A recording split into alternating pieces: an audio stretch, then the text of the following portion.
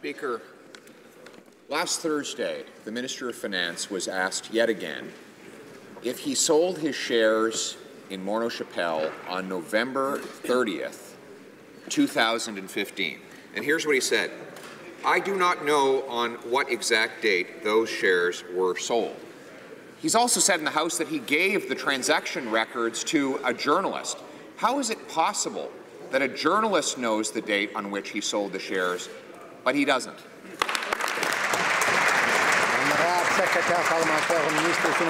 Thank you, Mr. Speaker. The minister has never denied it. He's always been clear that he did sell shares when he came to office in November 2015. And I wonder what is he alleging? What's the story there, Mr. Speaker? If he would have read the newspapers this weekend, Mr. Speaker, in the National Post, he would have read, Tories can stop blowing smoke because there's nothing suspicious about the minister's share sell-off. That was in the National Post. I know the member enjoys reading rebel media. He should broaden his horizons. Thank you.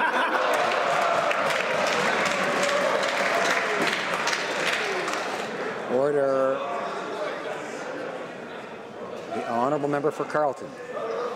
Actually, I enjoy reading the transaction ledgers that show on which date what shares were sold. And there's where I found that the minister appears to have sold his shares on November 30th, 2015. His father sold shares at roughly the same time. They both sold millions of dollars just before the minister introduced tax measures on the floor of the House of Commons. The minister said there's no coordination in this matter between him and his father. Did they use the same stock brokerage firm? Yes or no?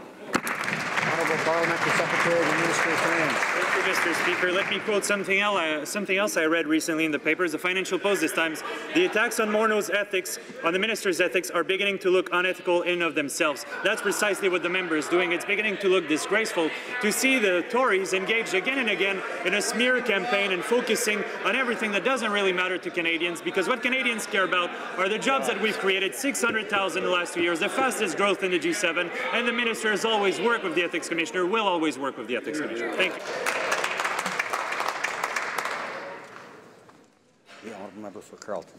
Mr. Speaker, the kindest thing we can say about our millionaire finance minister's conduct in the sale of these shares before he introduced his tax measures is that by selling those shares at that time, he avoided paying the same tax increases that he would impose on others at the end of the month. Unfortunately, low-income people suffering from diabetes don't have access to the same kind of sophisticated tax maneuvers that the minister used. Why is it that this government continues to raise taxes on those with the least while letting the wealthy get off scot-free?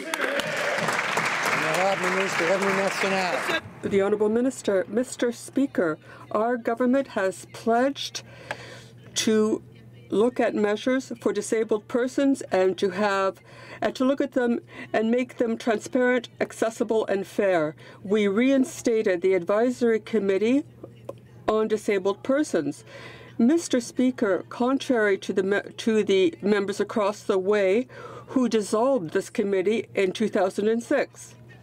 So we have reinstated this advisory council, and we want to enhance the quality and accessibility of service for disabled persons and their families. That's the consolation. The government says to people with diabetes, you lost your $1,500 tax credit, but that's okay. We gave you a committee instead. Mr. Speaker, that minister's office said the CRA has not changed its decision-making process with regards to the disability tax credit eligibility criteria. Now we have an internal memo that was sent from senior officials in her department to 51 other officials that says that people with diabetes are now excluded. Why did she mislead the House in that matter? The Honourable Minister. Mr. Speaker, all Canadians will get those credits to which they are entitled.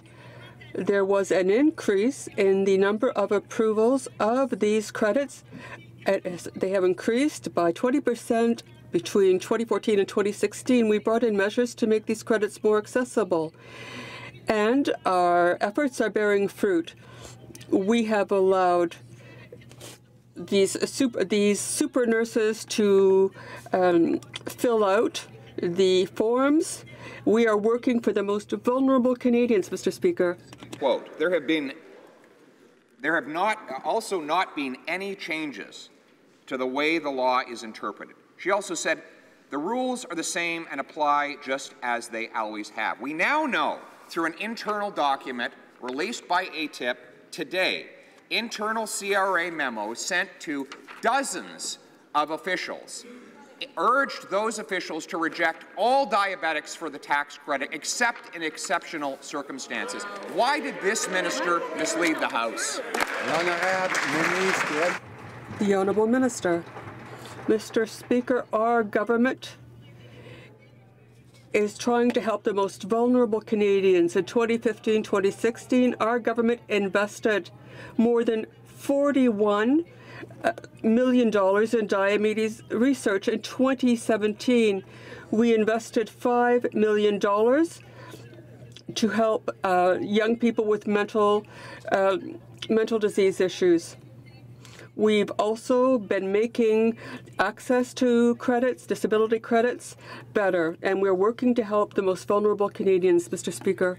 51 different officials in her department, the top decision makers, indicated that except for rare circumstances, diabetics were to be rejected every time.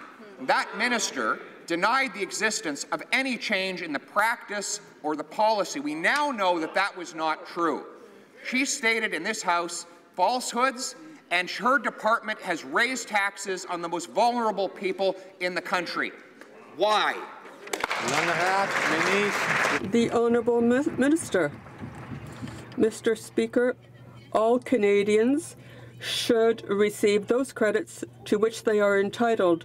No change was made to the admissibility or eligibility criteria, and I'm happy to tell you, Mr. Speaker, that there has been an increase in the number of approvals. There's been an increase of 20% between 2014 and 2016.